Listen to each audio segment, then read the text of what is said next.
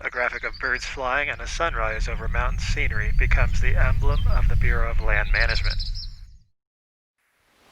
Text appears, Aravaipa Canyon Wilderness, Safford Field Office. Sunlight pours through a canopy of dense leafy trees. A stream flows by low-hanging leaves with a tree trunk and roots next to the bank.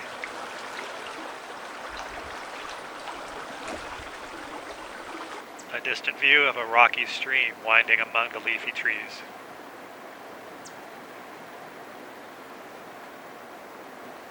The stream flows past a vertical rock wall.